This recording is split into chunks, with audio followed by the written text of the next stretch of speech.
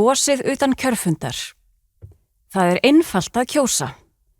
Mánuði fyrir kosningar er hægt að kjósa utan kjörfundar hjá sýslumönnum land allt. Erlendis er kosið í sendiráðum og hjá kjörræðismönnum.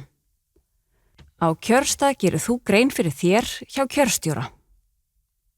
Þar færðu kjörseðil, umslag fyrir kjörseðilinn, fylgibréf og sendiumslag. Þú merkir X í ferning fyrir framan svarkostinn sem þú vilt kjósa. Þú mátt ekki nota önnur tákn eða skrifa neitt annað á kjörseðilinn. Það getur valdið því að atkvæðið verði metið ógilt. Gættu þess að enginn sjái hvernig þú kaust. Svo setur þú kjörseðilinn í minna umslagið og límir það aftur. Síðan fyllir þú fylgibréfið út og undirritar það. Kjörstjórinn vottar atkvæðagreiðsluna með sinni undirritun. Athugaðu að atkvæðið er ekki tekið til greina ef undirritun vantar á fylgibréfið. Næst setur þú fylgibréfið og kjörseðils umslagið í sendiumslagið og límir það aftur.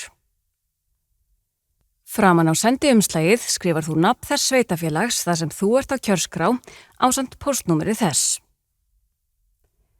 Aftan á sendiumslagið skrifar þú nafnið þitt og heimilisfangið þar sem þú ert á kjörskrá.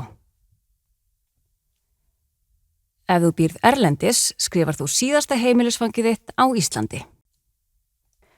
Athugaðu að þú sem kjósandi berð ábyrgð á því að atkvæðið þitt komist til skila.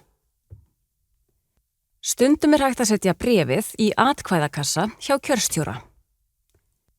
Ef ekki, þarf þú að koma bréfinu til kjörstjórnarinnar þar sem þú ert á kjörskrá. Ef þú óskar eftir því, er kjörstjóra skylt að koma bréfinu í póst fyrir þig. Bréfið er þó sent með almennum pósti og kjörstjóri getur ekki tryggt að það berist í tæka tíð. Bréfið þarf að hafa borist kjörstjórn eða í einhverja kjördeild í viðkomandi kjördæmi fyrir lokun kjörstaða á kjördag.